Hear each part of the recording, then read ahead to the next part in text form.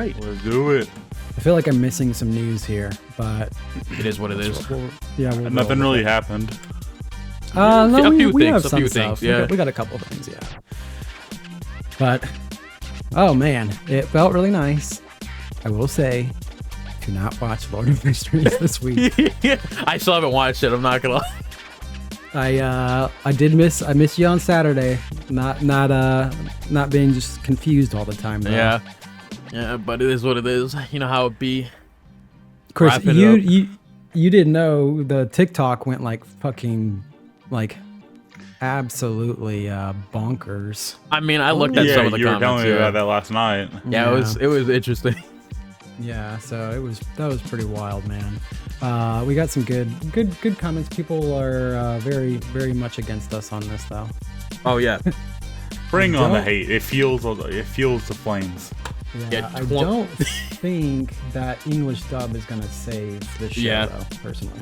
Oh yeah, first comment or the most recent comment: Lord of Mysteries over One Piece. Yeah. That's a crazy take. Yeah, I wanted to tag One Piece and just see what happened with the comments, but here's what it is. Nobody here even knows they released an English dub. What does that matter? What does that matter? Yeah, I didn't think that we were getting one for like a good year, honestly. English dub is up until episode 3. It's infinitely better. Y'all missing out. What are we missing out on? The same thing, just in English? Like, what's the point? Yeah, I mean, there's not really the translation's not going to make it any better. I mean, I can Does it magically make sense now that it's in English? Yeah, like I can read the words on my screen. I'm not slow, bro. Yeah. I'd say it would change comprehension from probably like a 10% to 11% being in English. Yeah, but it's like it's still Lord of Mysteries. What's the mystery? The entire plot? Yes, exactly, bro. Exactly. Lord of Confusion for a reason, man. So Chris is gonna still keep watching, from my understanding, right? Just to see what we're missing. I mean, I will. I'll pick up the English dub. I'll test it out, but I can't guarantee I'll get more further than 3 episodes. I'll keep watching the Chinese one as well, just to see. Okay. Yeah. I will watch neither. I need to follow that rap plot line. Yeah, you're it's right. Going somewhere. I asked somebody, but nobody's come back. They don't know what you're talking about. That's what it is, you know. They're like, right. So that's not in the. Yeah, that's definitely not in the web novel. Then, dang, I was really hoping that'd be a big plot line. Yeah, rats. I mean, I know the feathers are. There's some people already talking about that. Yeah.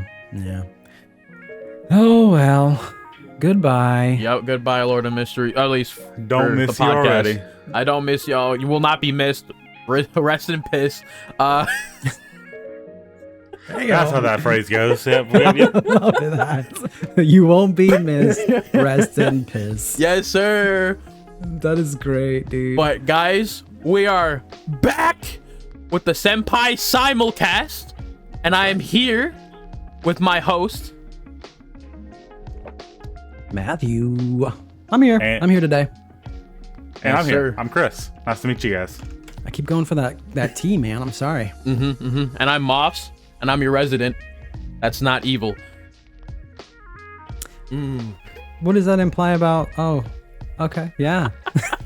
That's right. We are back this week. We dropped some. We picked some up.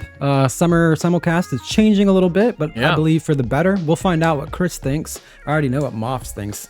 So we are diving in to Clevatess this week. But first, let's go to some anime news that nobody asked for. Yes, sir.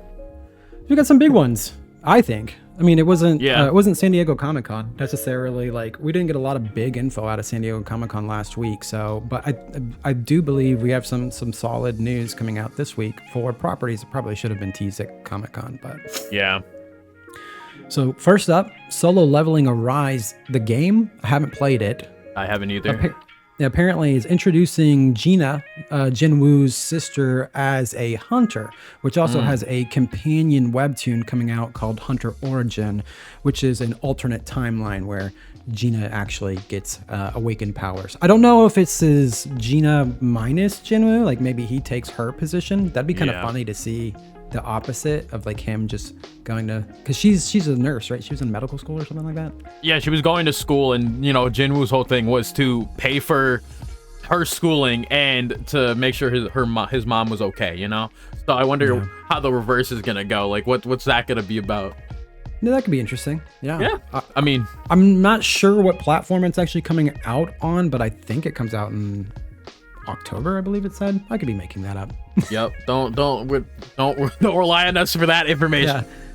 I checked CBR this morning. It was on CBR, so it is like official. It is coming, which is hey, you know, why not milk the property for all it's worth? Yeah, and Jenna's pretty cool. Jenna's cool too. You know, best manhwa sister, I would say. Yeah, people love her. There is a fan base there. So me too. That being me. Yeah. He's the one of one. Yep. Fans more like fan. Yeah, she's all right. I'm more into the. I don't even remember the girl's name. Blonde girl. What, Cha? Oh, yeah. I mean, yeah. Cho? No. Cha, right? Cha, yeah, I'm not right. saying she's best girl. I'm saying Jenna's best sister. Best sister. There's a difference. Oh, okay, Cha is gotcha. best girl. That is hands down. That is fact. Cha is best girl. But like, okay, best I misread the sister- situation. Yeah, I best misread the situation. sister is Jenna. There's a difference there. Gotcha. That's controversial by itself. I don't That's a care. different story. I don't care. Don't anybody open his browser history. What? The accusations, bro. The accusations.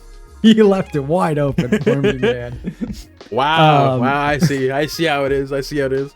Not gonna find a fucking lick of evidence. I'll send it over right now. You can see a whole Incognito. lot. Yeah. So next up, are you guys ready? We did get teased with Spider-Man on Friday, I believe. Marvel dropped a little teaser. It was just a suit tease, just a little bit of chess action out of Tom Holland. But then on Saturday, of course, spoiler bro himself went full blown spoiler and dropped the whole suit. Yeah. Which I think it looks great. I do too. They just started filming. Chris, what do you think, man? We got a little bit of Toby, we got a little bit of Andrew in there. So as big of a Spider-Man fan as I am, I did not know this existed, and I am in shock. Wait, didn't I post it? I Yeah, got you this sent man's it. emblem on my arm, and I don't remember any of this. Yeah. Do you really? Yeah, they Yeah, literally it was just my dropped first it, bro. Dope. That's a Damn. sick first tattoo, man. Yeah. That's sick. Let's That's go. sick. Yeah. You want us to just pause so you can go watch it and come back? No, I'm just kidding. No, we don't care. Yeah, trust me. As soon Anyway. as we finish up, I'll watch it. And Nice. But yeah, it looks cut dope. in my reaction now. It was cool. Well played, sir. Yeah, it was pretty dope. You know, like everyone, like it went from just like, you know, everyone like, oh yeah, what is this gonna be? It's like, oh my god, it's here, the best suit. It was pretty dope. Seeing the reaction to it, you know. It does look good. I don't know how much you guys know about this plot, I don't think I know much, to be honest. because we're about to start seeing, obviously, they drop the suit. That's what Marvel does whenever they want to get ahead of leaks, photos from sets. They're about to start filming out in public in New York. We've seen tanks rolling out from sets with what some people are saying is a Punisher logo. It is not a Punisher logo. That is the logo of the Inner Demons, which Yeah, I if saw that, you've yeah. played the Spider-Man video games, you know that's connected to Martin Lee. Reportedly, Steven Yeun is playing Martin Lee, which is pretty solid casting. I mean, I enjoyed Mr. Negative from the video game, so Yeah. I'm interested to see what they do in person. So the reason why I love Steven Yeun is because one, he has that like good-natured, like everyday dude about him, like Mark has, and like his character from Walking Dead. But if you've ever seen Beef, this guy can really turn up the anger, and it is hilarious. This should be pretty good. So neither of you seen Beef, really? Nope. Solid Netflix hate show with him and that comedian. I forget her name. He plays Zuko. Oh yeah. Yeah, that he's is doing actually that. right next into the news segment. Yeah, he is Bro. playing Zuko. Bro is everywhere. Yeah, it is the 2026 is the year of Steven Yeun, apparently. yeah, so- it's looking like it. How am I feeling about How do we feel? Steven Yeun as Zuko? I mean, I guess my only issue with that is that the guy who initially plays Zuko, Dante, he's still available to be Zuko. Like, what happened here? It has to be something. It has to be something contractual wise where Steven Yeun was like probably looked at for it before even thinking about Dante. It's probably something like that, or they dropped Dante. No, it's like there's no way. Cause like, he's doing the podcast. He's doing a lot for himself. It's the Avatarist, I believe, or I forget what the name of the podcast is, but it's him and then the girl that plays whatever Avatar that everybody hates, Korra. Damn, rip. Yeah, Korra. I mean, honestly, I don't know, bro. Yeah, mid character, but yeah, not. I mean, cool for the actress, but character not great. But I don't know. I feel like it's a waste. You do see this a lot when you're taking an animated show to a movie. You'll see like they try and grab bigger build castings. Oh yeah. Look at like The Boy and the Heron. Have you checked out that Robert Pattinson, old Willem Batman Dafoe? himself. It's got both Batmans. Yeah, both Christian Batmans. Bale. It has Green Goblin, in fact, actually, as well. Yep. Florence Pugh. Yep. Willem Dafoe. It has a very star-studded English cast.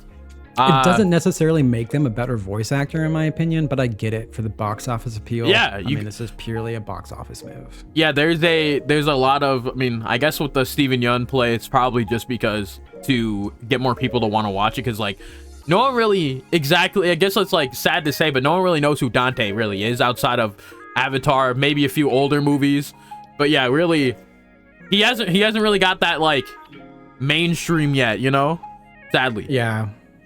He's been in the industry forever. Exactly. Like legitimately forever. Like I watched a movie a while back. It was Ash and Bone. I think it was like Ash and Bone or something else. It was something with I'm trying to remember his name, but it was one of the old action movies. And he was just there. He was just in the movie and saying the most wild stuff. I was like, why is Zuko saying all this crazy stuff?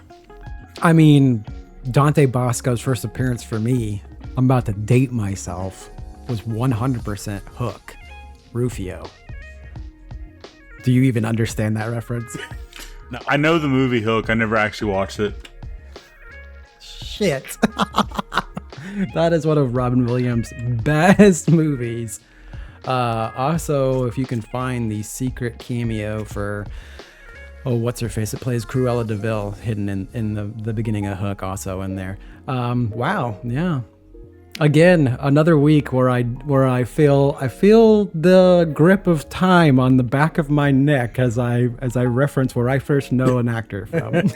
Also, the movie is called Blood and Bone. Actually, my fault. Blood and Bone. Yeah, okay. It's Michael J. White. I'm sorry, fake fan over here. Michael J. White. Dante's just there. He's just there.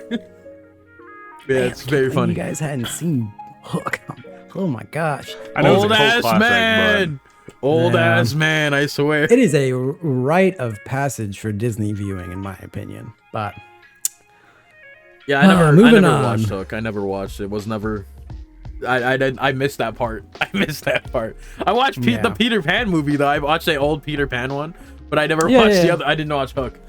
I think Hook takes it to another level. Yeah. But anyways, I digress. Because more importantly, K-pop Demon Hunters is getting a sequel. Here we come. Yay. We back, baby. Hooray. Wildly successful Sony animated Netflix movie just came out. Everybody knows it right now. Everybody's talking about it. Yep. I watched it. I watched it. You did react. You did a good reaction too. You guys can watch it. It's over on Patreon. It is free, so you just go over and watch it. You don't even have to follow, bro. I made it that inclusive. Nice. But we'll why don't we go ahead and start looking towards the anime of the week. But before we jump in, let's go ahead and ask you to give us a like, give us a follow, give us a sub, comment on why you dislike our take, comment on how we should keep watching a show that we don't want to watch. Yep. Give it to us, because we are gonna probably fire back right at you on TikTok, Instagram, and YouTube. It's all in jest. We're having fun. Is it? You just guys give us bit fuel, so keep it coming, please. Thank you, traffic. That's right. Yeah, I will take the comments. Just keep them coming. Going into the anime this week, we're again full capacity. We got Dandadan, Tougen, Anki, Clevatess, Kaiju number 8, To Be Hero X, and Gachiakuta. Where do you guys want to start? Do we want to start with the bulk sesh that is Clevatess? Yeah. Since a lot of us binge watched it this week. Might as well start. Except me, I was been watching. Yeah, you've been a regular for us. I'm interested to see how our opinions differ. Let's go. If you'd like a quick run scenario, because we're kind of 4 episodes into Clevatess, it is a dark fantasy world in which the dark beast Clevatess lives on a mountain, and apparently they just like to send heroes up there to try and kill this motherfucker, and it did not work out too well for the last set of heroes as they actually reached Clevatess. He defeated everybody and then resurrected our female heroine, Alicia, and we get to see him adopt a child who's the heir to the throne and kind of go on a journey trying to decide if humanity is worth saving by raising this child and meeting some friends along the way. We did get to see him resurrect some other people like Nell.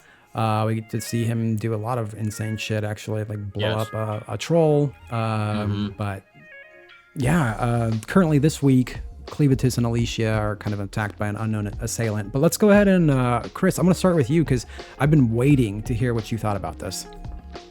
So I really enjoyed it. Definitely glad we picked it up. It's getting very harem-esque.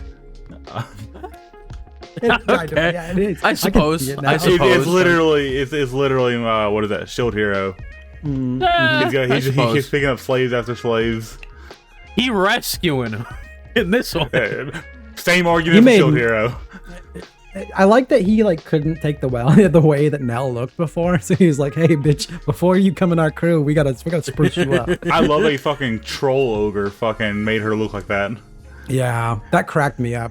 When she actually got eaten, I didn't mean to laugh, but I laughed so hard because it was just so abrupt. The show is so dark, and it does not give a shit if it just murders somebody on screen. I'm very glad they fixed her up though, because at least in her dub voice actor, like the original voice, I was not a fan of. Yeah, I was like, I cannot continue watching this with that voice. Yeah. So I guess in a way, like story-wise, the way I looked at it was she was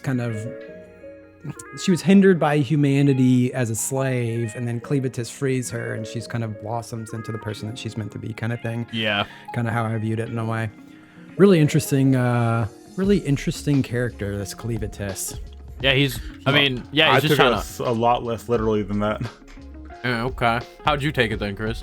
Yeah. I mean, I took it more of he took the troll parts and just made her look better.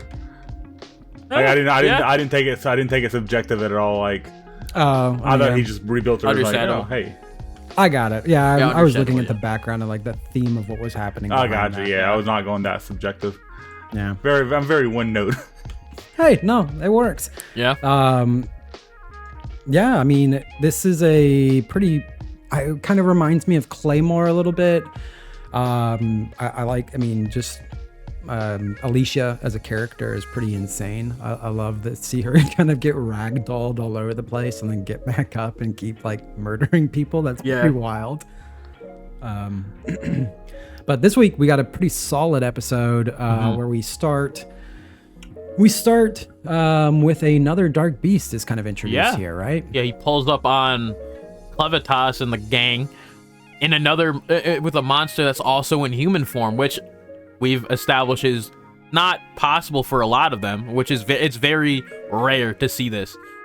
And obviously it's from a different monster from basically across the continent that is basically looking into what's going on and why her forest got messed up recently, why baby animals are just disappearing and stuff.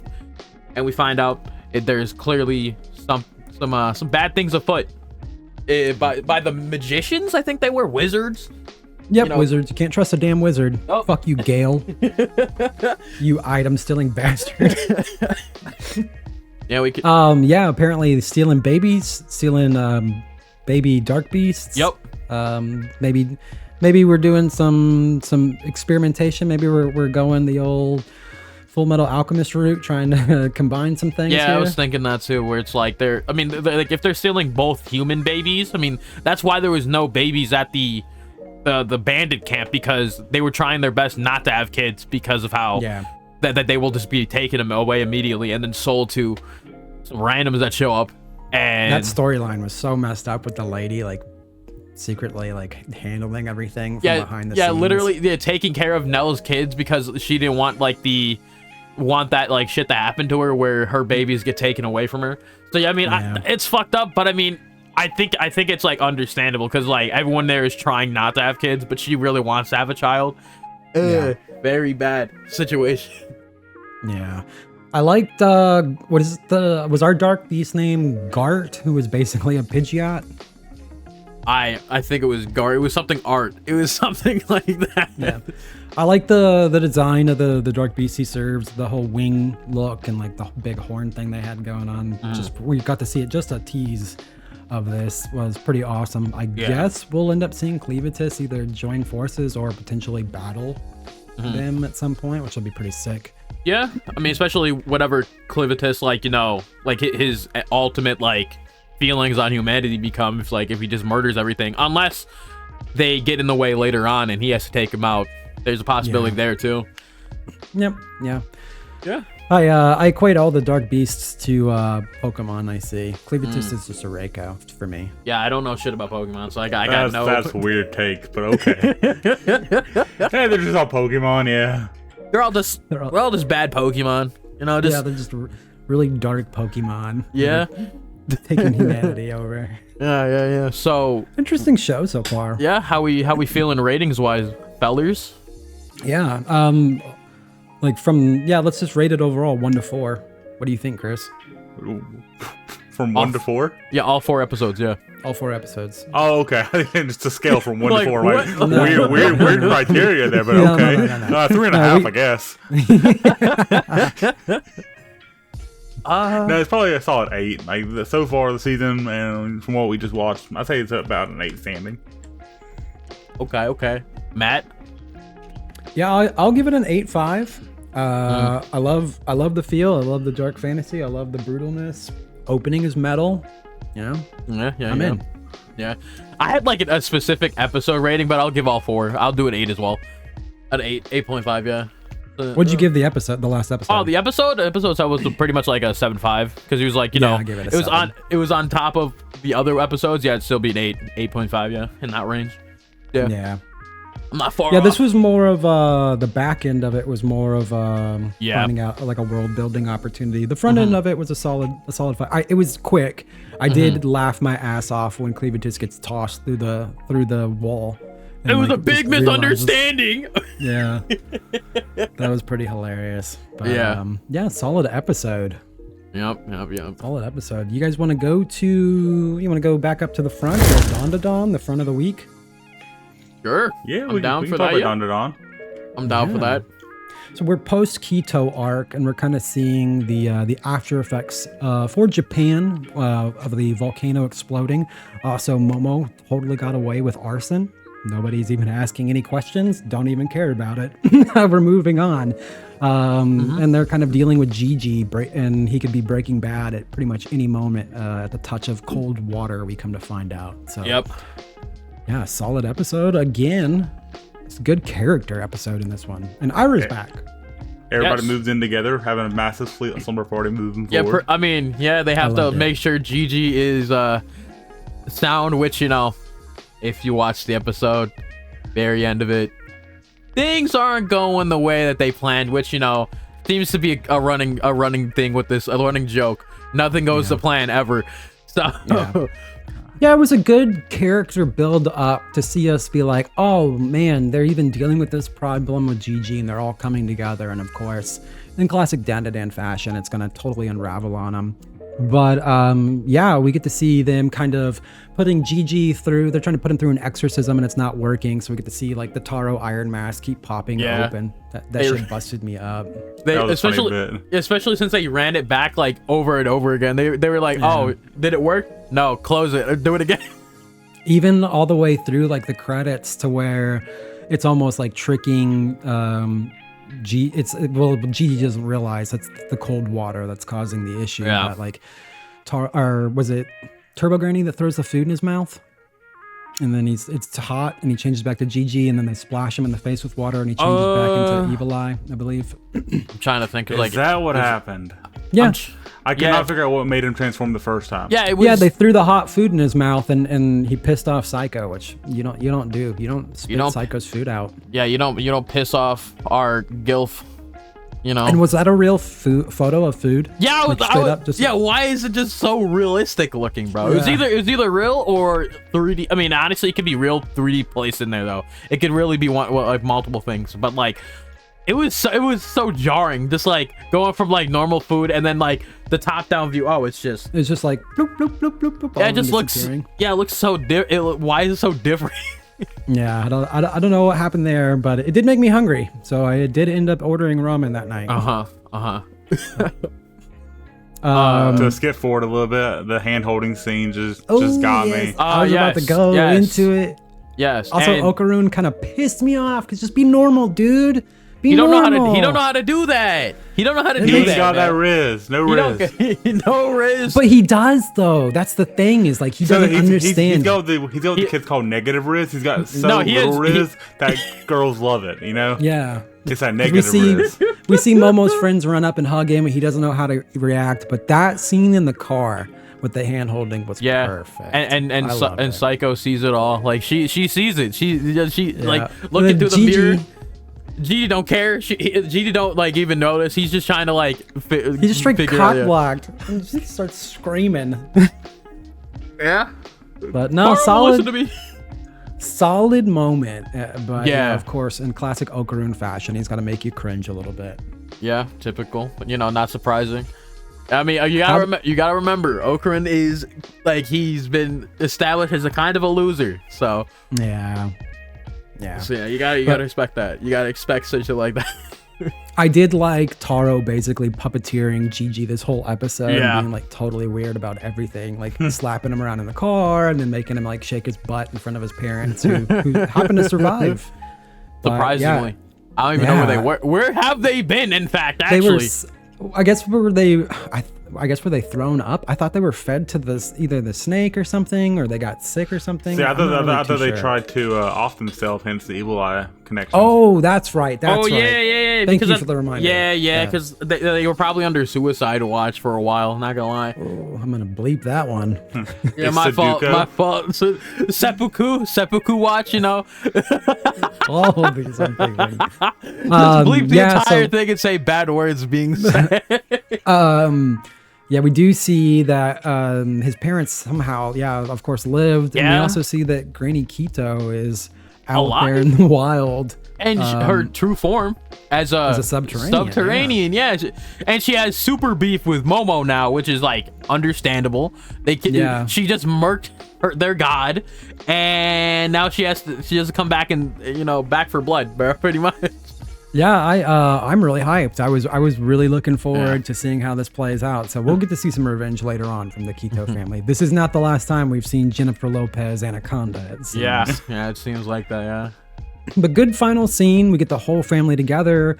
Ira's in there, and you see that even Ira and Momo are getting along, which was not happening at the beginning because Ira spread all those rumors about her. And then you even see Gigi and Okarun getting along. They're gonna go play Smash Bruh. Yeah, they don't got Smash Bros. They got Smash Bruh. Yeah, and everything seems to be going fine until little boy decides to spill some soy sauce on Gigi. So. Yep, and then immediately and immediately blows up the room, bro. Like that's what he does immediately. Blew the whole front of the house out. That was solid. Yep. Yeah. Also, y'all know the alien's name is Peeny Weenie. Peeny Weenie. That's all I wrote on my thing. Weenie. It's a massive font on my notes is Peeny Weenie. I was like, ain't no way I'm calling you that, bro. Weenie. No, I'm just gonna call you the alien, bro. I'm not gonna lie. You're not Peeny Weenie, bro. Shrimp man. That's what he is. Also, Ira's also really likes not Peeny Weenie's kid. Peeny Weenie kid is pretty cool. Oh, Peeny Weenie Jr. Yeah. I don't even know how to pronounce his actual name. I didn't even write it down. Yeah. I don't either. I just call them the Mantisians. Yeah. So, what about the the ratings? the flying home scene was just they were going comedy right there. They were going all the way back to their house. It's literally down the block, couple blocks, you know. But yeah, ratings. What do y'all got first? I'm gonna go last. 8.2. Oh, again, you're higher on Dandadan than me. Interesting. I got a 7.5. Not bad or anything. I just yeah, I mean, I love the character development here. I probably could be higher on it. Yeah. I'm trying not to like batch everything together, just like episode to episode. That's fair. Yeah. I don't watch Dandadan for the fights. I watch it for the romance. So this is a romance heavy episode. I'm like, I gotta love it. I probably could rate it higher because I did love the hand holding scene, but I was screaming at Okaru like on my balcony. So I'm sure everybody down on Main Street was like, "What the fuck is that kid doing up there?" Kid, you mean old man? Well, yeah, I guess so. Make myself feel better. Yeah. 8.3. Nice. Okay. 8.3. Yeah. 8.3. Yeah, I said this was a solid week for characters, and so far it has been. But some of us have some other opinions about Tougen Anki, and I want to hear it. I want to hear it as we kind of finish off this little blood or death tag challenge, which I almost forgot about them actually playing like the tag portion of it through that whole fight. We do get to see Shiki and Sasuke clone kind of join up and take on their teacher. And yeah, what did you guys end up thinking about this one? Most of the stuff happened post-credits, I feel like. A lot happened post-credits. I almost didn't catch that. Not gonna lie, turned it bro. off.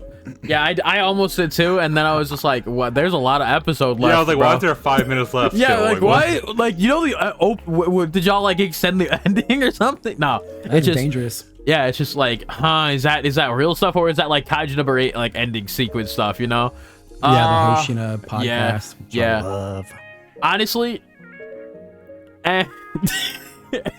I didn't care much for this episode, but I mean, also, how convenient for this make or break death event to end right as the MC actually did something.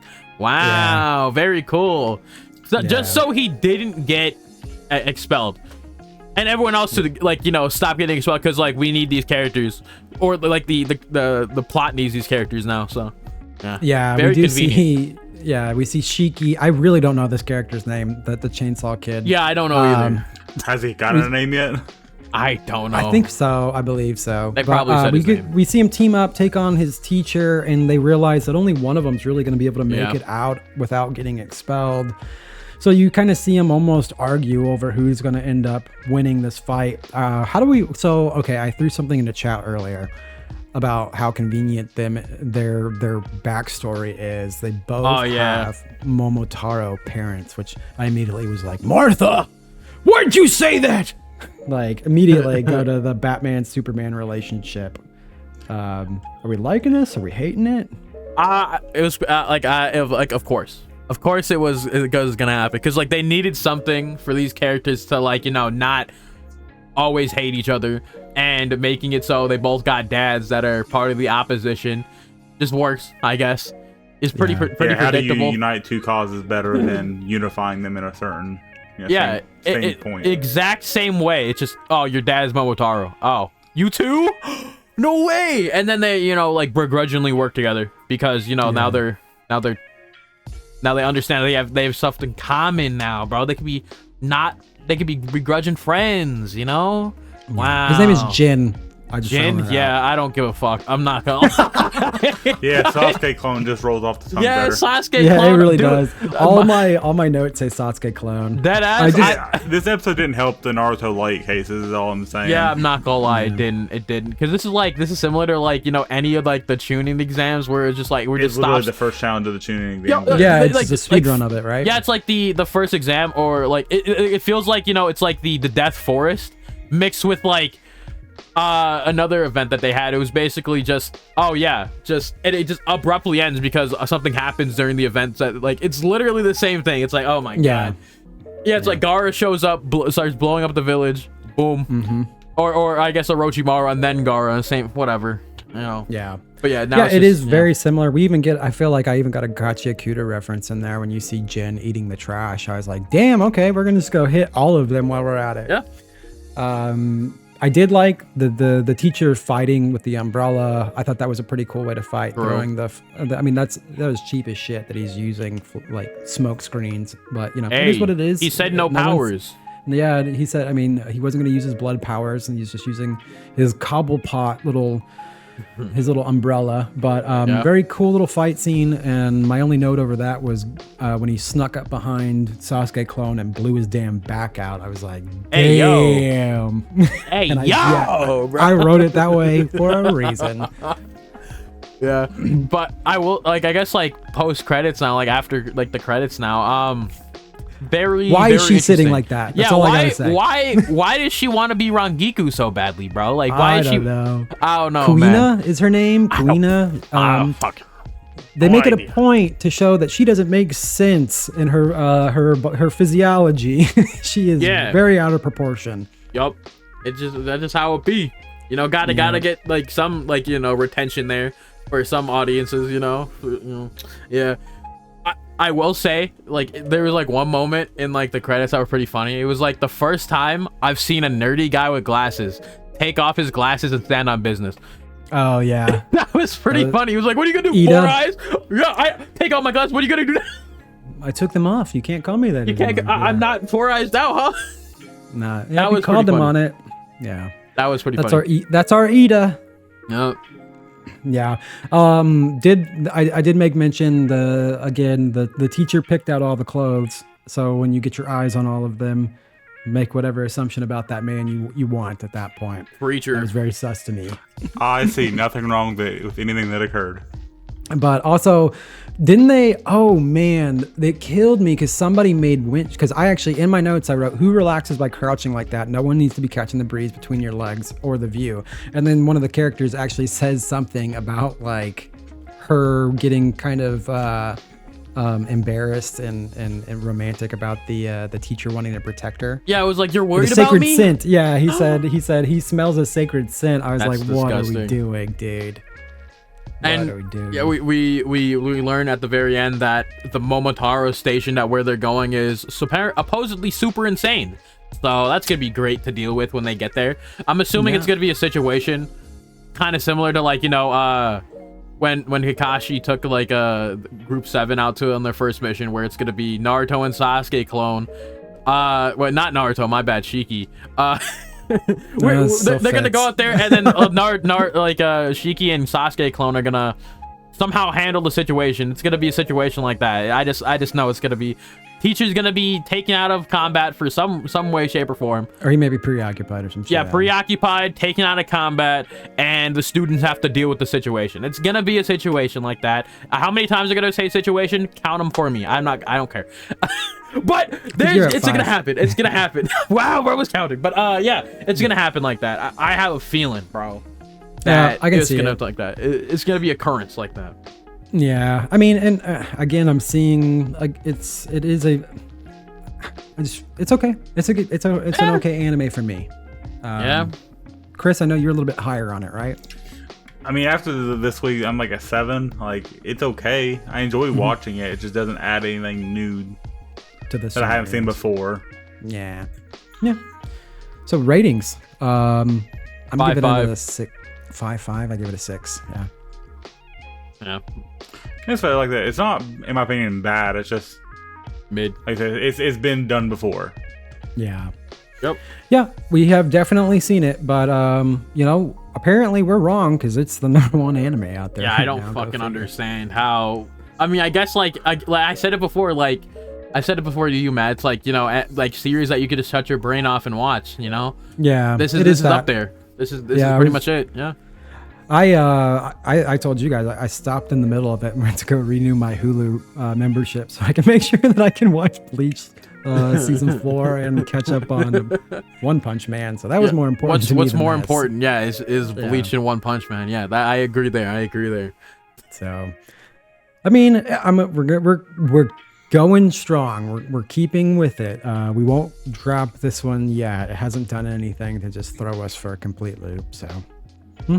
I'm already like hanging off the fence on this one, to be honest. I'm already like, do I just throw this one in the dumpster, just like the next anime we could talk about, which is trash related? Good transition for you, trash boy. Oh yeah, yes sir. Over to Gachiakuta. The more I watch the show, the more I like it. I'm not gonna lie, guys. I took you long enough. After being introduced to Cleaner HQ, Rudo follows Riyo on the job to learn the business. I know Moffs has some stuff to say about this. Meh. That's all I got. Me. I mean that's their genuine consensus of what you can understand what I'm gonna say. Meh. I guess for everybody. Yeah, I guess we could say we meet our dark skinned baddie. And she's literally like the first thing she's doing when we meet her is reading porn or looking at porn, you know. Well, I was like, get her. Why is she sitting behind a desk when she like stood up and went over to the manager's office? I was like, damn, she don't need to be behind a desk. You know, I mean, you know, she all right. Not no Yoruichi though. Like, you know, don't even try to put them in the same vein. It's not gonna happen. Don't even try to argue that, bro. Incorrect. I can't. Yeah, I'm talking about anybody watching this that ends up saying, this character's so much. No, you're wrong. No, dude, you're wrong. Bad. Yoruichi is bad. Like she is the ebony goddess baddie, bro. Don't ever talk to me about it, bro. Yeah. I do like Simiyu. She seems pretty dope. She's smart as fuck. I mean, I will just say, Rudo being more than meets the eye. What a shocker with her analysis. Ooh, crazy. Yeah. I totally didn't expect that. Because why did he have like ability that he can transfer other ability and make other things strong? Well, it's totally, you know. And like true trash boy he is, Rudo thinks the trash surroundings he's living in is a treasure trove. We gotta, you know. Yeah, I love that scene though. Geeking out over trash. Yeah, it's just like, honestly, I'll just say I just don't understand like the hype for the show. It's just kind of just trash. That makes it different. I think I find it adorable. I don't care. The things that most people would discard, he finds enjoyment to take care of it. I just don't really care. Like for me, I've lost like any really like care for this series. Okay, that's fair. What do you think, Chris? Because I know you're higher on it. I'm high on it. I will say drop down a peg after introducing Clevatess as, you know, new anime for the season. Clevatess, I think, outranks it as a whole. But it's Webtoons. Is Clevatess a webtoon? Yes. It is. Okay. Respect. You guys do good work out there. Thank you. I don't know why I'm saying thank you. Bro's like, yeah, this is my bloodborne. And now this is sponsored by Webtoon. Yeah, it's crazy. That was made by a Japanese creator. And Matt's like, yes, thank you. Just like you, Matt. I just like the no. I just like the attention going to a webtoon with a solid anime appearance rather than like Tower of God. Tower of Mid. Yeah. Yeah, it's always nice to see webtoons getting the nod because there's a lot of creators out there that do really good work that deserve recognition. Yeah, I'm waiting for that Ordeal anime. Get that Ordeal anime out there, bro. I'm waiting to see that. That should already be a thing. Like, why isn't webtoon? You got like a money making machine. Make an Ordeal anime. Come on. I'm sure they will eventually. Do it now. But yeah, I mean, we get to see Riyo kind of go at it in this episode with a bunch of trash monsters. She's very Peter Parker talking shit while she fights and very quippy. All over the place. A very quippy with her maneuvering and scissors, transforming into bigger scissors. Yeah, it's okay. Yeah, it's not kill level, but it's cool.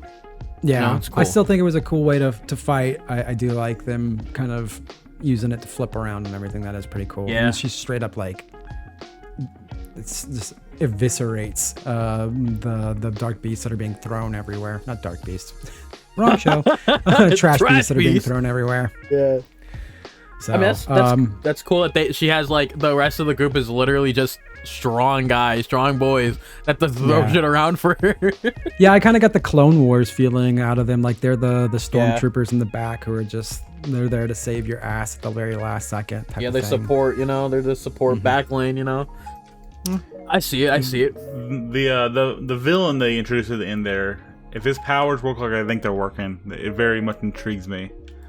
It's getting the vibe that it's like he can steal another person's sacred weapon and turn it into a trash beast. I mean, like my theory was, it was like they're turning people into trash beasts, and that was my theory people for are it. getting well, because they had the core was I do know that, but it's like maybe like they're getting turned into the trash beast by like and their core weapon is just with them. I feel like that's like how it's gonna be. They just have their treasured items with them. Yeah. Who was the guy that woke up? It was one of the guys. That's the guy that in the second episode. Yeah, Bully Rudo. Where he was eating trash. Yeah, pretty much. Yeah. Okay, I wasn't sure if that was him at first. I was like, it was. It was. Yeah. I immediately was like, oh yeah, that's that guy from that episode. And then we had guy with dreads. So at the very end, that's our villain for now. Yeah, just for now. Yeah. Episode ratings. What do you think, Chris? 6. Okay. Okay. All right. What are you were sub 5 over there? Yeah, I'm at 5. Okay, so you're hovering at 5. Yeah, I like this episode. I already told you put a badass girl doing badass shit in front of me, and I'm gonna simp. So I'm like a 7. You're a simple man. I mean, like, I don't hate it, just don't really care for everything going around around it. That's me. Yeah, I get it.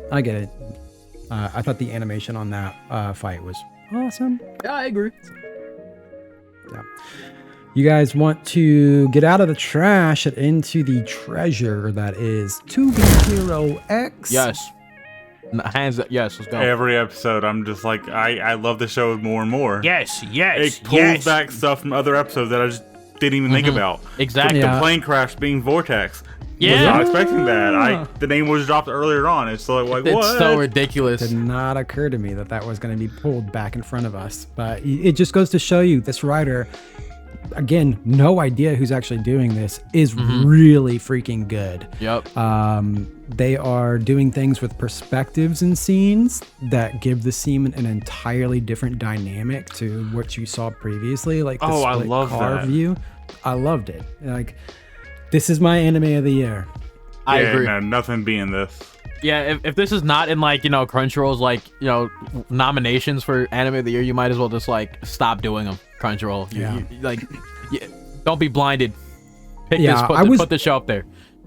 I was worried about the amount of characters that were going to be considered in the main focus, but I'm not worried about that at all because it seems like we're all centering around you've got your mains seem to be Queen, Cyan, Linling, Lolly, Little Johnny, and then Ghostblade. I'm still up in the air about if Ghostblade's gonna live until the end or not, because it's just like we haven't seen Dragon Boy yet. Yeah, we haven't seen Dragon Boy. We haven't seen our goat the dog yet. Yeah, I have some ideas about when. I'm still gonna say he's gonna be best character at the end of the show. I don't care. Ahu. Yeah, Ahu the dog, the detective dog. Yeah, we need him up. We need him on the screen. We get somebody new next, I believe. I think so. We got one more. I thought we got one more Johnny's now. Do we have one more Johnny? I would not be mad about with how that ended off. I mean, didn't really end off on a good resolve. Okay, so we were. It was like 17 years between those two things happening. For the last episode, we were kind of trying to guess the time frame. Yeah, Johnny's is old. Yeah, I did not. So that's what was fucking me up. Is because we saw him earlier, and I was like, was he? I didn't think he was like 17. Yeah. So he's definitely in his early 20s when we kind of get to present day. Damn. I mean, really solid episode, man. I guess him being 20, like it's like him not like us not like realizing he's 20 is because of like how he's been marketed as like this cutesy little like guy with his little Johnny and his alien friend. We didn't like. I guess that makes sense that we couldn't really. He's the Macaulay Culkin of heroes, man. Yeah, he's being like typecast. He's getting typecast right now.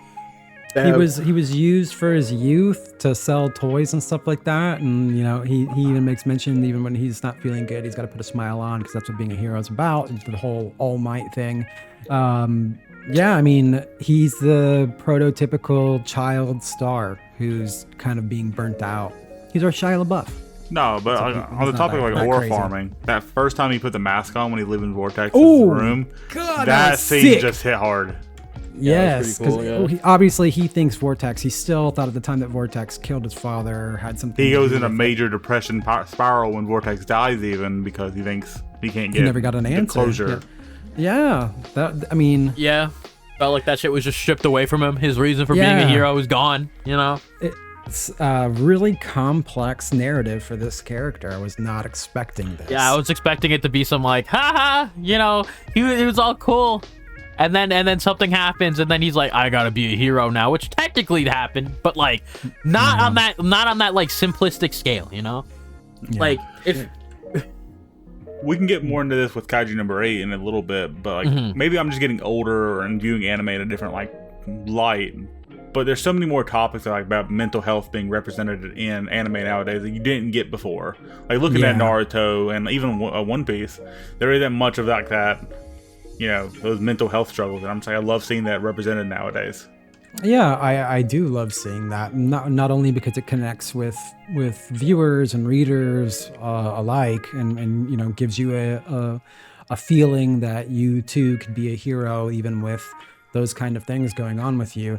It gives the character so much more depth and realism, because we've all got things going on at our core. Not everybody's like perfect motivation is going to be, I'm going to be king of the pirates, and just that's all they deal with. Like Luffy doesn't. I feel like Luffy doesn't really deal with a lot of the ramification that happens behind him. He's just always that character. He's a static, but that's how he's kind of written. We get to see. I like that imperfect character. Happening. Give me that character who has flaws. Give me that character who has struggles. That's why we talked about earlier Spider-Man. Like he was like one of those first superheroes that had flaws that when being introduced. Yeah. Dude's trying to do college, save the world, and protect his family all at once, and has major issues doing all three. This is exactly the same in 2B Hero X. They really show like the hardship that these people go through. I mean, going all the way back to Fur Man. That dude still got it the worst in my opinion. Had to poop standing up. R.I.P. Yeah, he had to do everything up, standing up, because he can't sit down. He can't bend his knee. He can't bend a knee. Yeah. And that's the worst part about it, is it's not his choice. It's the public's choice. And that's kind of what we kind of go into in the fear portion of it, right? Public viewership like sways so fast. They need to find something more stable. And who's at the core of it, after all, is both of my apparent lookalikes. The one that Chris said I look like Queen's dad, and then the one that you said, the piece of shit from FOMO. Or no, he's not from FOMO. Yeah, he's like the guy who like calls Queen out there to like talk, like at the very end of the episode, calls Queen out there to chat, Yeah. So that's her uncle. I was not aware of that. It's our uncle and her father, and we see them kind of bring Queen into the room, and her uncle sends her off on a mission that he knows is because that was the whole reason Boa got mad, because she was a nepo baby. Mm-hmm. Yeah, pretty much. Yeah, she is. Don't forget it. Yeah, still goated though. Still Sorry, I didn't mean to offend your kid there, Matt. Forgive me. Yeah. So, really solid episode. Again, love the reverse perspective and that Johnny driving scene. I still thought that was really well done. Even the next scene that follows, when they're kind of like deducing all the connections that Ghostblade has, and Johnny thinks he's being a hype man for him out here. I love the inner dialogue. That was great. I love the little Johnny versus Lolly debate on Ghostblade. That was pretty hilarious, going back and forth. Yeah. Damn. Yeah. But so it looks like we are all heading towards a converging point at the alien ship in the desert. Yeah. For what? Honestly, with this show, we honestly have we don't know, but it's gonna. Also, if the story's working in reverse, the next introduction of heroes should start before the crash, theoretically. Okay. Because that makes sense. Yeah. Because little Johnny started with the crash, pretty much, and investigating the crash. So number 3 hero is actually Dragon. I don't know his name. Dragon Boy. I just keep calling him Dragon Boy. I don't know if that's accurate. I don't know if that's accurate. We just call him that. So we might end up going to see him. I think Ahu is like number 8. Yeah, I'm all in. Ratings 9. Let's just stay up there. 9. Stay up 9s, bro. Yeah, 9. I'm gonna give it a 9.5. I'm fucking loving this. No, you're dropping it down to a 9 across the board. 9s across the board. The mighty 9. There you go. It just don't. All right, bro. And this was the last episode I'm gonna be in. Dumbass joke. There's dumbass consequences, bro. So it is Dragon Boy, for the record. Dragon. You're right. Furman and Dragon Boy to the rescue. Yeah. I mean, I don't know. It's like this has to be anime of the year, bro. I don't care about I like Dandadan. It's not no 2B Hero X, bro. I'm sorry. Yeah, I agree. I agree. This nothing is out mind blowing. Nothing out right now is 2B Hero X level. I mean, maybe going into later seasons, that might be stopped, but I just don't see it. I don't see this happening. Yeah. To be honest. Yeah, 2B Hero X is giving us a lot of different stories all at one time. So it kind of hits everybody in a certain way, which is good. Really, really good way to get a huge fan base, which hopefully it gets. I'm not sure how it's actually doing in the ratings right now. Yeah, I haven't really It's ranked 183. It's an 844 on my anime list, which is solid. Okay. Nice. Even next season when I'm praying on My Hero's downfall with the final season, this is still better. This is still gonna be better. Oh yeah, I agree with you. This will always be better. I agree with you, but I am excited for the final season of My Hero. Yeah, I can't wait for it to end. To hear about it. I can't wait for it to end. That's what I'm hoping for. That's what I'm happy about. Get that shit off my screen. Don't have to hear about it no more, bro. It'll be a celebration for all of us in some form or fashion. Yeah, it'll be a celebration. All right, get that dog shit. Leave poor Horikoshi alone. Hell no. It's his fans that suck, not him. There's an argument there, but I'm not gonna make it. Most people, there is. Most people say that the My Hero fans are the ones who kind of ruin. I will not disagree. Y'all My Hero fans are like, what did I do? I'm normal, kind of. I'm generalizing like crazy right now, but y'all exist, bro. Y'all exist. Yeah. You're a little weird. I was about to say that. Do we need to talk about the rabbit girl? What rabbit girl? Mirko? Oh God, don't bring it up. anyways, Kaiju number 8, let's go. Yep. Oh, I wrote in my notes Kaiju number 9. Hilarious.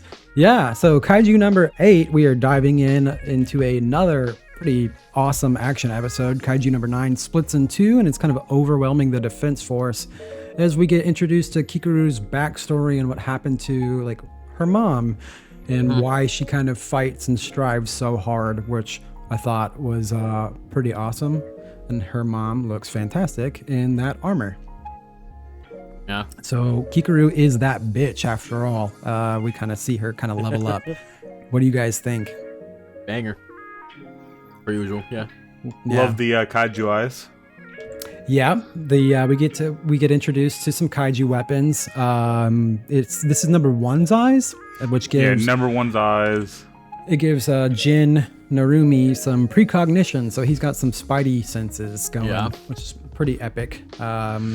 You'll get to see them used further in really cool ways, but you'll also get to see enemies find ways around them in really cool ways, which I'm really excited to see going forward. There's some there's some fights coming. Man, so this may be the most fucked up thing ever, but the weapon blonde chick is using. Yeah. Is that the weapon of the kaiju that killed her mom? I think so. Yeah. That's messed up. I mean, might as well use it for, something that's not killing her mom. Yeah. Might as well use the weapon for killing. Well, and you'll find out later. Other people. Yeah, she's doing a great job of that, isn't she? I mean, she is. You'll see. Yeah. I mean, Matt, you'll see as well. There's some crazy stuff. There's a crazy stuff with one's ability and something else. I'm excited. Yeah, I'm excited to see where that goes. Hoshino right now in the manga is blowing my mind with 10. But that's what I'm fucking saying. I told you he was like that, bro. That's why I was screaming that shit last week. I was like, Hoshino's fucking insane. I love it. I told you. So I did like the transition scenes from younger Kikaru to older Kikaru. I thought that was really cool. Kind of bouncing through time and back into her fighting and everything. Kafka is per usual at the beginning of any good fight is a serious liability. yeah. But seeing Narumi go like 98% was pretty epic. But you really have not seen. You've just seen a fraction of his power kind of moving forward. I can't wait to see that all get anime, and we all enjoy that for when it happens. Yeah, some of the panels going through, I'm really excited to see come to life. I did like seeing Kafka's form as he did like his Iron Man jet boost, and just come slamming down onto the kaiju that 9 was taking over. I did like seeing that. I thought it looked better in the manga, like a lot better in the manga actually. They did way steeper angling of those scenes that made it just like stretch the frame out. I get it, and it's animation. It's easier said than done, but you like that? Yeah, it is like that sometimes. Yeah. All right. Rating? Yeah.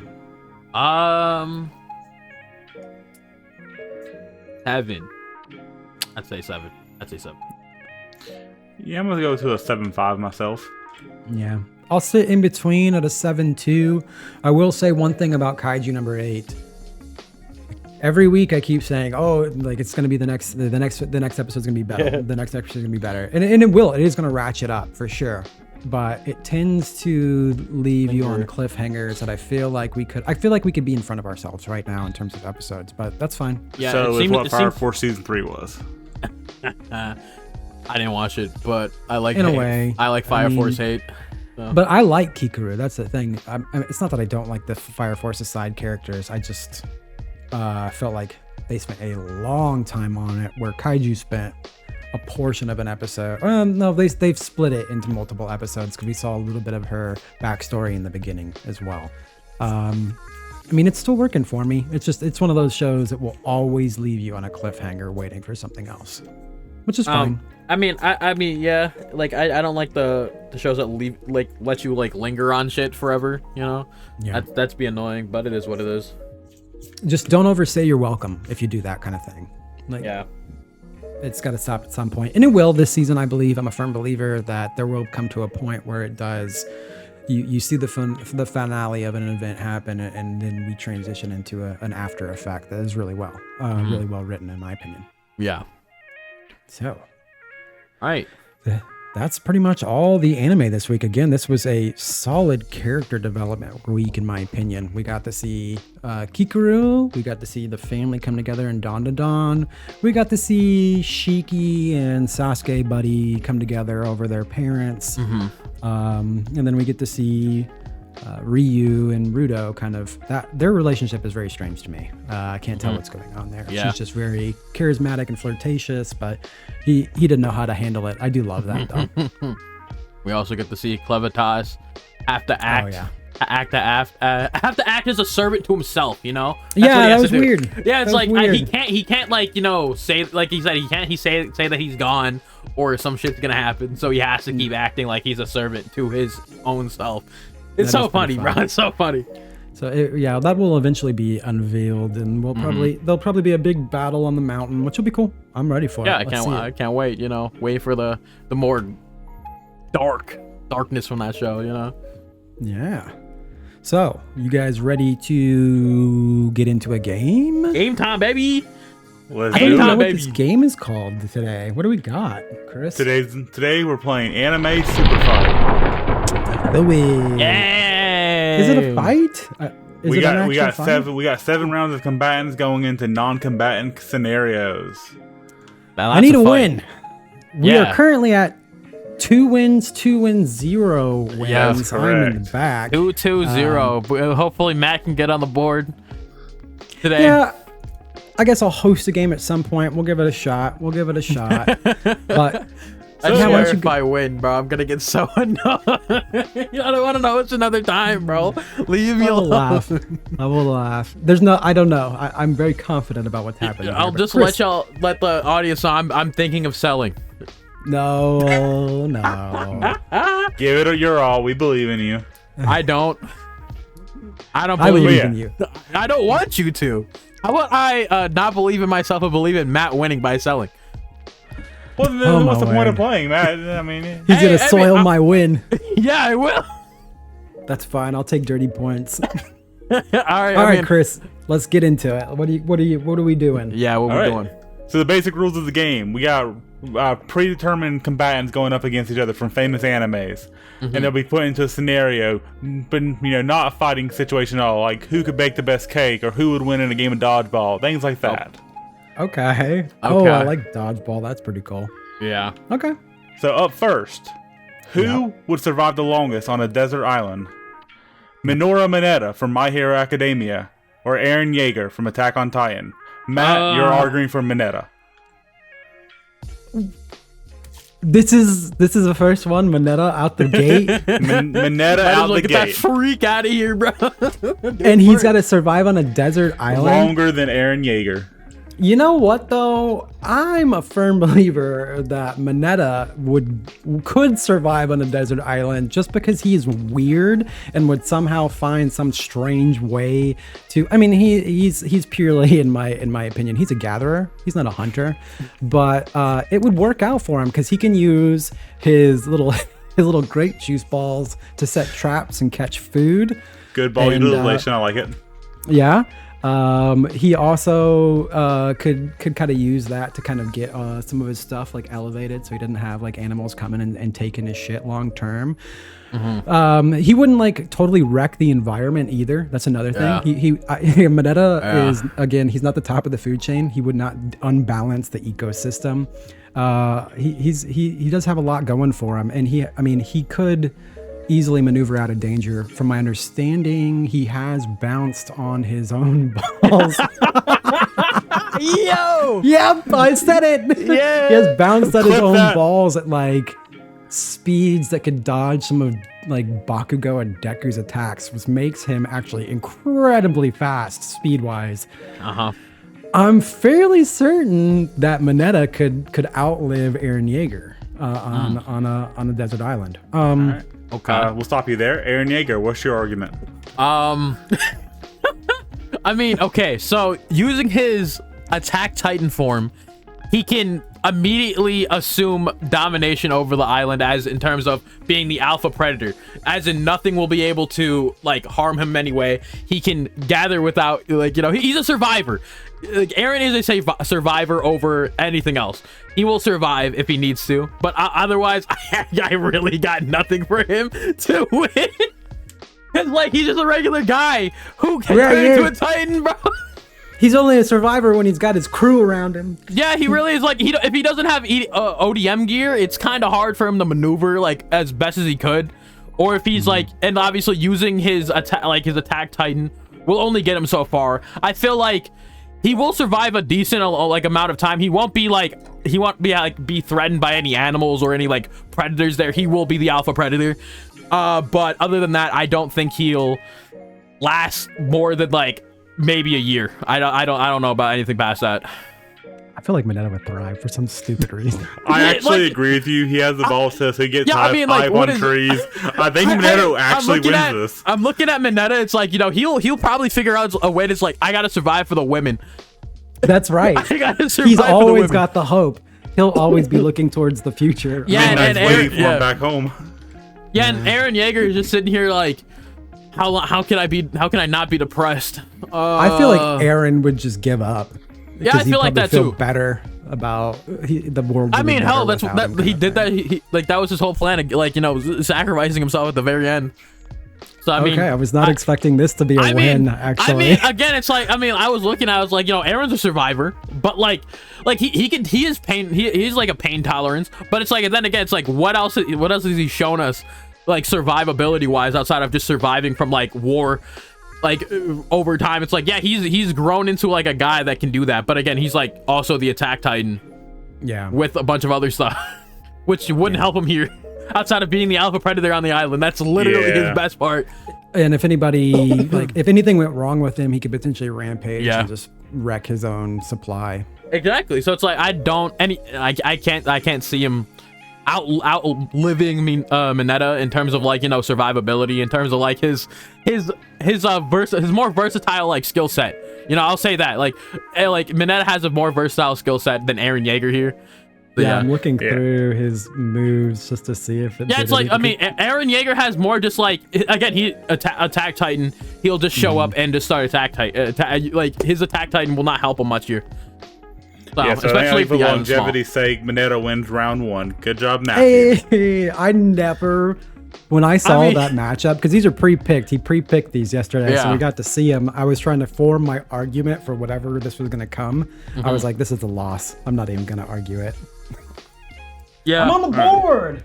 All right, next up, who would win in a dance-off? Naruto Uzumaki from Boruto, or Uraka from My Hero Academia? Okay, hold on. Okay. You're talking about Naruto from Boruto? So old man. From the, Boruto's dad. Old man. You know Boruto's dad, right? Versus child. Yeah. The Hokage? Yeah. Boruto's dad. Bum-ass old man. He apparently did some cool stuff in the past, but mainly looking at Naruto from the hit show Boruto. Okay. From the hit show Boruto. I like it. Who's going first? We'll let you argue first, Moff. All right, well, obviously, Uraka being more down with the culture, younger, able to like know what's like what's thriving in the dance world probably more than old man Naruto will be. That's a big plus here. She also like she knows how to move when she needs to, so it's like, hey, she can get down and funky when she needs to, and that's all I need to say. That's all I need to say. She's like that. Matthew, counter argument for Naruto from the hit show Boruto. So everybody likes dad jokes, right? No, we just know that, I mean, notably dancers that have either sports backgrounds or like they have to worry about their footwork. Like, I don't know, a martial artist typically make better dancers. When we look back through all of the seasons of Dancing with the Stars, we see that the athletes tend to work out better than and I'm not saying that Ochako is not an athlete, but she ain't no Naruto. I mean, she's curvy, she's got the looks, but Naruto's got the footwork, he's got the agility. He's silly enough to where he wouldn't give a shit, and he would probably pull off something pretty spectacular. That's all I really got. He's purely just athleticism and silliness that doesn't give a shit, and he probably would embarrass his own son. And I mean, that happens anyways. So. Yeah. Mm-hmm. Dancing or not. Yeah. For the embarrassment side of things, I'm gonna have to give the point to Uraka. I mean, like you gotta admit, Uraka can go like full idol. I totally. Some very sweet like zero G moves. I was trying not to help you because I was like, I can go full idol. I can float. I can do some shit in my in the choreography that you can't do. So I'm like, I don't know why, Matt. I like just adding now to that. You can literally just be a group dancer. You can have multiple people, and he could break off into his own K-pop group. Yeah, you can. I mean, not singing, but like, yeah, you can literally have a multiple dancers. I already won this round, so don't even bother, Chris. No, yeah, you did. I was when you were arguing, I was like, no, I would totally give it to Ochako. I was just like, Ochako wins because she's younger, more hip, and that's all I need. All right, next round. We're tied 1-1. 1-1. Yay. Who would be the hottest pop star? Yugi Moto from Yu-Gi-Oh! Or Ichigo from Bleach? Matt, you're arguing for Yugi. All right. What the All right, so Yugimoto is like. What the fuck? Yugimoto is gonna have to rely on he's a pretty normal dude until he pulls out those cards. Now he can make a spectacle. I will tell you that if he has the ability to use his cards, you know, you get Blue Eyes White Dragon out there, you get the Magician out there. You can he doesn't even need a crew. He can kind of generate his own stage and kind of work it. I see Yugimoto is more of like a Kid Leroy. What's wrong with the Kid Leroy, bro? Nothing. It's a good thing. Okay, I was gonna say that's the angle I can see him coming at it with. But if you have Atem, the Pharaoh, Yumi, Yami. Yeah, he may bring that Bad Bunny energy. I don't know, man. I don't know. I feel like, I feel like Yu-Gi-Oh would probably have a good show based off of the cards that he could summon and kind of use around him. I don't know about his singing, but oh no, this dude sounds amazing. Actually, every time he talks, he's definitely going to be able to sing. He's definitely got that bravado for it. No, right. I think Yu-Gi-Oh is a solid pop star. And for Ichigo, what you got, Moss? Okay, so Ichigo will have that. He's like a young blood. Yeah, he's like that young bad boy activities, bro. Yeah, that young blood bad boy activities. He got that Johnny Young Bosch voice. He will sound amazing when he hops up on that stage. He already has that like unadulterated swagger about him. He just looks good in terms of just a pure existence. So it's very hard for him to not be like successful in a world of like showmanship. But but the problem with Ichigo is that I can't say that. No, I know what it is. Yeah, but like the problem with Ichigo is like he's very bad boyish. He will not do. He's a very outspoken individual. Kanye West. He's a very canceled very quickly. I mean, he's a very violent individual when he needs to be. But I mean a lot of women love that shit though. A lot of women love the bad boy energy. I like all that whole spectacle that Ichigo can, give them. So he wouldn't be a bad pop star. But Ichigo is like MGK and Yu-Gi-Oh is like a Japanese pop star. Ooh. I mean, yeah, it's like I don't think he would want to be a pop star, but he would pop off.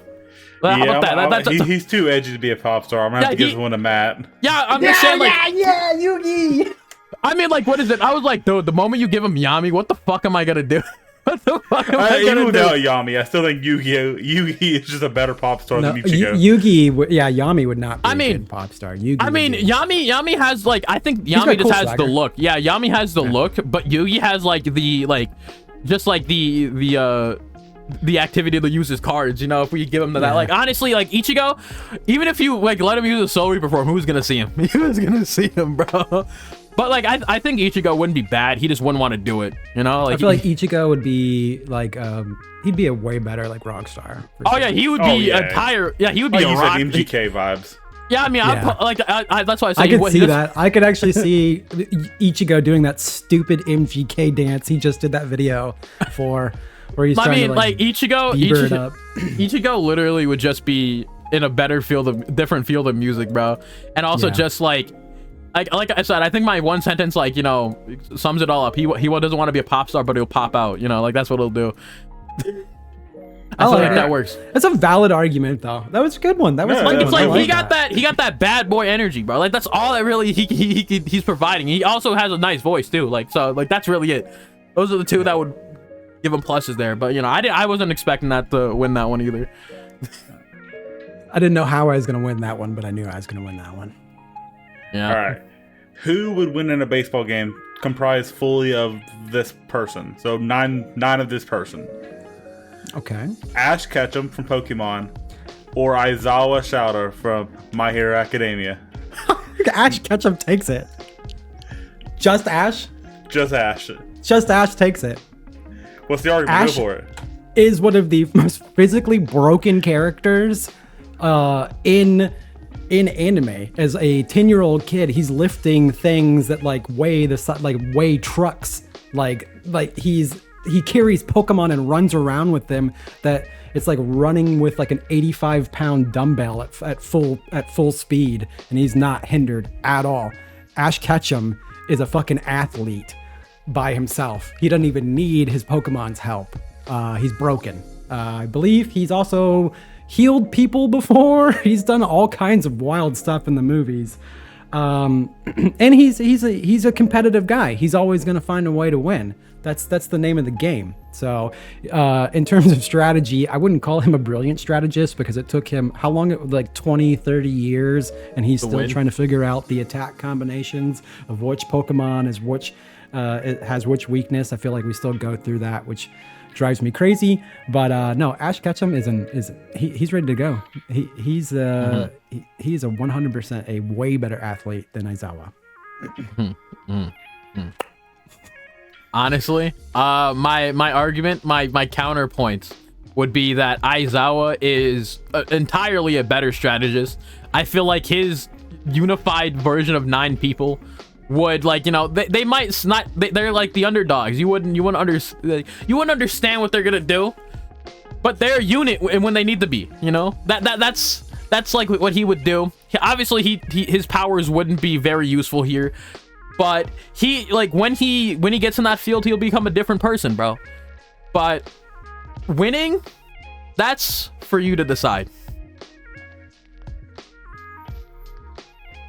Chris? Well then, I had an argument for Aizawa, but it was not brought up, so I think I have to give this one to Matt. It's literally, there's literally nothing there. There's an out.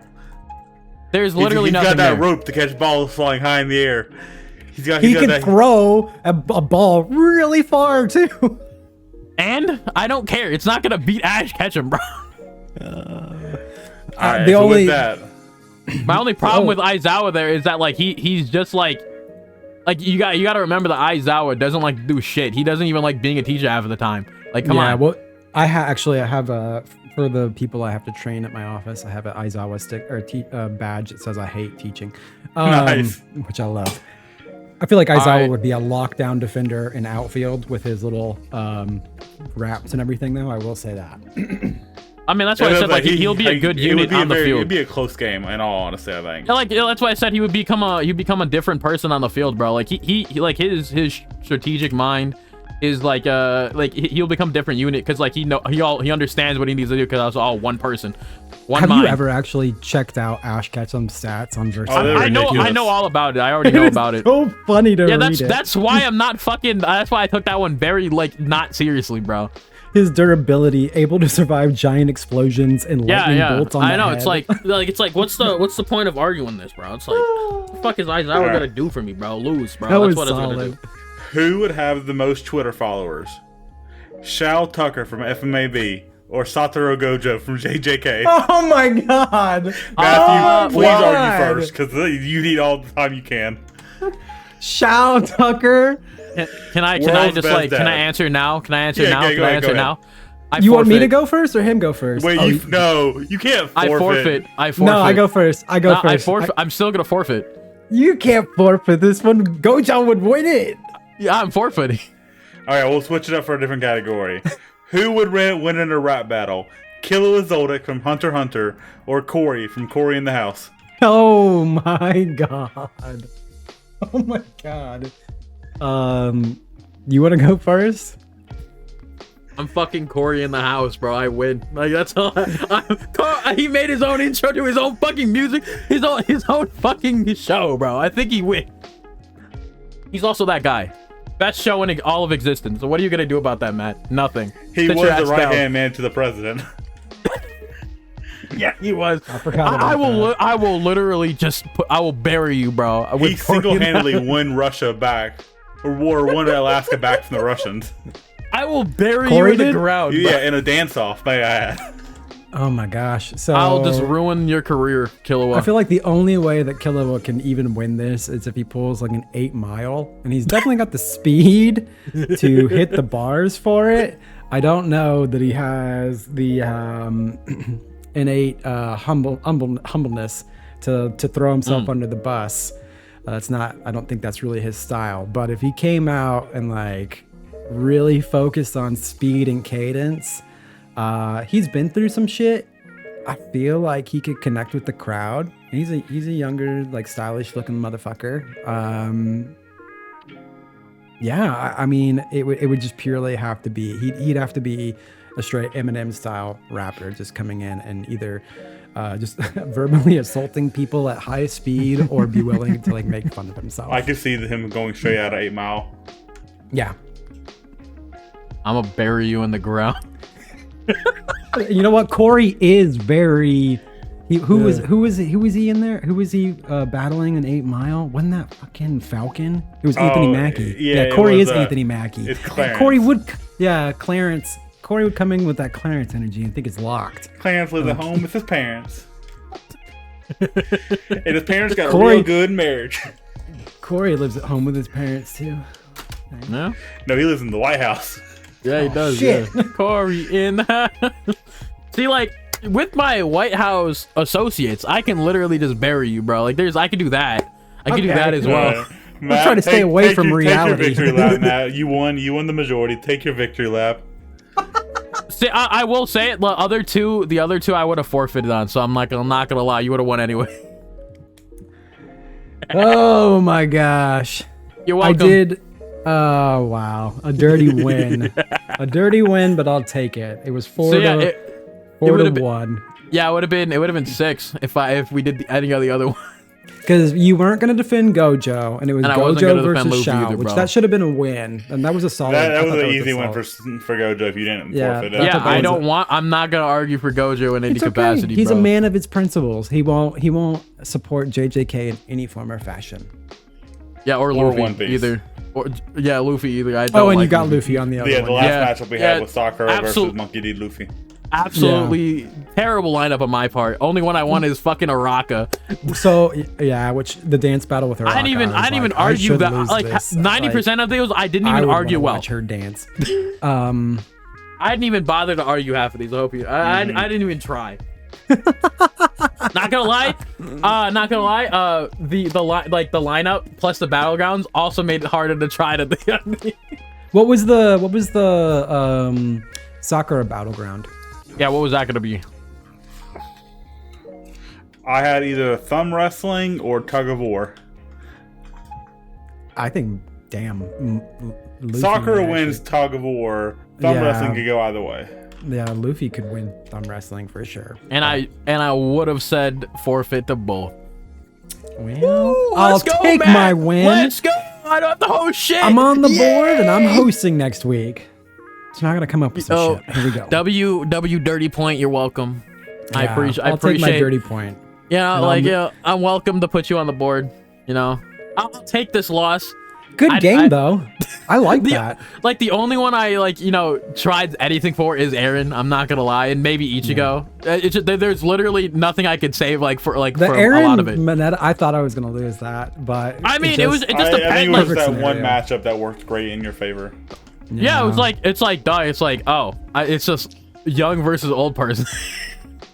With dancing, bro. Yeah, I have whole idol route. You got old man being embarrassing. Yeah. Well, yes, solid game. I could see that being utilized in the future. But we'll have to do more characters that Moff's likes. Yeah, I mean, plus also maybe you gotta. Actually, no, the battlegrounds are fine. It's just like I just hated arguing for some of these. Yeah. I like the randomness of it. That was pretty cool. Yeah. It's not a punchy fighty. It's you don't know what situation going. In no other world should Mineta ever be Eren Yeager in any situation. I want next time if we do this, I want to actually see the wheel spin for my character. I feel like learning the characters before definitely set some expectations in my mind. Not be not super high expectations, but expectations that it's gonna be a little the battlegrounds were interesting. I'm glad we didn't learn about the battlegrounds actually. Yeah. I'm glad we decided not to do that because if we did, it would be oh well. Now I got to think about how these characters would do that. I'm glad I didn't overthink this at all. No, besides selling on too. Yeah. That was I was already clear about like when did we do this, like Saturday? Yeah, yesterday. I was already Matt, you might as well just put 2 on the board already. I'll take it. So 221 I'm hosting next week. Yeah. And we'll come up with something. We'll come up with something good. Yeah, we got to cook. It'll be clip worthy for sure. So that is pretty much the entire show. Even though we were at full capacity, we went a little bit shorter this week. Yeah. Really solid week for anime, and we are definitely looking into next week, getting further into Clevatess, seeing where that story is going to take us. And then, diving deeper into To Be Hero X, looking, I guess Chris, you're probably right. We are going back through time. So Dragon Boy, we might see further back in the past. And Dandadan's kicking forward with more Evil Eye. Things are looking good in summer. Yeah, I'd agree for the most part. Yeah. Yeah, we're in a good place. Looking forward to where the rest of the season takes us. Yeah.